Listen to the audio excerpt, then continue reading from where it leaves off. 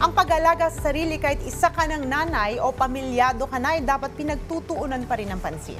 Hindi na in yung laging haggard. Dapat paminsan-minsan ay nag-aayos pa rin. Hindi lang para kay hobby, kundi para sa ating mga sarili. Kagaya na lamang po ng ating mga kasama ngayon na isang mommy and proud mother of 4 children, ibabahagi niya sa atin ang kanyang weight loss journey at pagpapaganda. Good morning po, Miss Mary Leting Ponce, and welcome to Rise and Shine. Good morning. Good morning. Good morning.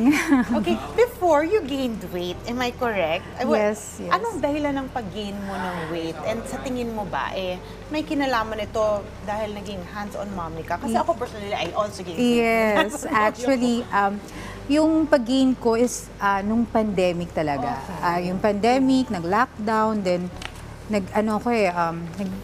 nag-stress eating ako kasi nung pandemic, close lahat ng business. Yung salon ko, close din. And And I walang think events. You just gave birth then, am I correct? Kasi Na- 2 years old. Hindi, yung after nun, ng pandemic,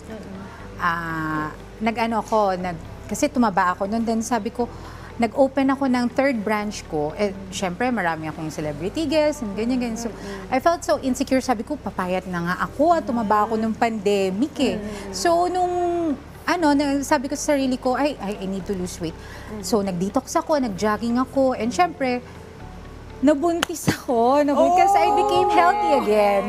Ganun kasi, di ba, pag nagdi-detox ka, nag-cleanse ka, mabilis kang mabuntis. Then, yun, nabuntis ako sa 4th child ko. Wow. Then, nagtuloy-tuloy na. Siyempre, pagka bagong panganak tayo, we have to be hands-on on our child. So, ayun, siguro 4 months ako hindi nag-work. Then, ayun, nung last year, nag-makeup na ako, nagbalik ako ng work, I did makeup for Herlene sa binibini niya. Then, ang hirap na ako kasi talagang I was 82 kilos. 82 kilos. Then, I lost 35 kilos kasi ngayon 47 kilos na lang ako. Nakikita ko nga yung mga pictures, grabe yung transformation. Yeah. Amazing.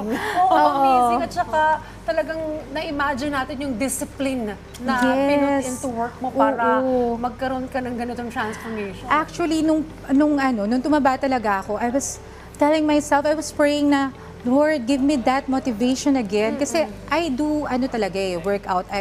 Kasi talagang tumaba rin ako before, pumayat ako, then pag nabubuntis ako, I gain weight.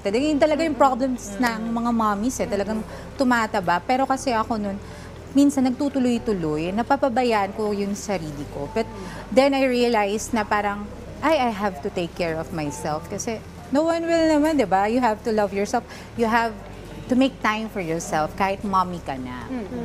Well, I can relate to that kasi ako rin nagigain ako ng malaking weight talaga every time nabubuntis ako. Pero for you, ano yung pinaka-effective weight loss strategy na ginawa mo? Para malaman ng ating mga ka-RSP, paano maging kasing sexy mo? Grabe, ang tindi talaga ng before and after. Oo. Actually, ako kasi kinat off ko talaga yung carbs, no rice, and mostly nagja-jogging talaga ako every day. Kaya ng oras, cardio, jumping rope, then I do also intermittent fasting. I tried a lot, but yun ang pinaka-effective sa akin. Siyempre, meron din akong doctor na tumutulong sa akin ng mga, siyempre, onting science, yung mga RF, para we can wear two-piece, diba? Pagka may mga events din, para skin tightening, kasi yan din isang problem ng mga mommies, pagka pag tumataba din, pumapayat ulit, ganyan, di ba? Naglulus yung skin natin. Well, more than the aesthetics, sa loob, ano yung parang mga benefits nito? Ang benefit talaga, kasi hindi naman sa puro physical attributes, syempre yung sarili mo, parang nagkaroon ka ng confidence lalo, syempre healthy ka, and parang everyday is parang a new day, parang a celebration na parang, ito ako parang, I can do anything kasi napagdaanan ko na yung mga ganun. So, kaya kong pumayat, kaya ko kasi, di ba, sabi nga nila, it's mind over matter. Pag gusto mo, maraming paraan. Pagka ayaw mo, maraming dahilan. So, Talagang kitang-kita natin dahil nakikita mo dun sa mga pictures talaga ng before and after. Yeah.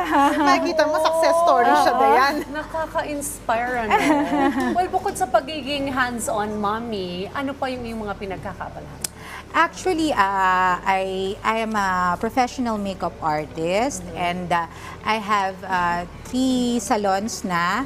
And meron akong upcoming launching ng beauty line. Actually, yung detox drink na I've been drinking before, I will launch it to share to the other mommies na gusto rin na gumanda. And ano pa rin, parang sa launching ko kasi I will do parang resellers, distributors, para tayo as mommy, hindi tayo maging financially dependent. Magkaroon din tayo ng sarili nating pera para we can do what we want. And ang hindi ka lang gaganda, 'di ba? Meron ka pang business on your kahit nasa bahay ka lang. Nakakatuwa, no? Kasi parang siya ay epitome of an empowered woman, which for me, honestly, gusto kong pinag-uusapan to dahil nakaka-inspire for moms.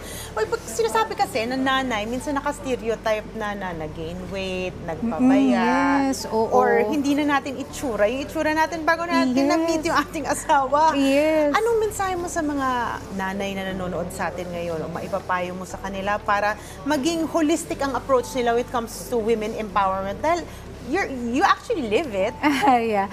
Alam mo, ang dami nga nagtatanong sa akin kung ano tawag dito. Paano ko nagagawa? I do business, nagvo-vlog din kasi ako, and nagme-makeup ako. Paano ko nababalance in everything pag-alaga? Kasi sa anak ko, sa family ko, I make sure na I make time for them. Kahit anong bagay, every Sunday, we pray and ano.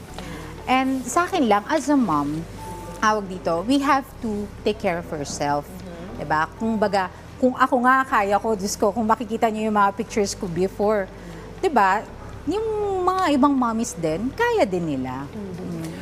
Well, all the best po sa inyong thank mga you. endeavors at Thank maraming you. salamat po sa pag-share ng inyong weight loss journey dito po Thank sa you. RSV. Nakasama po muli natin ang ating pong isang empowered woman. And sana ay natuto po tayo kay Miss Mary Letin Ponce. Maraming pong salamat. Thank you so much. Good morning.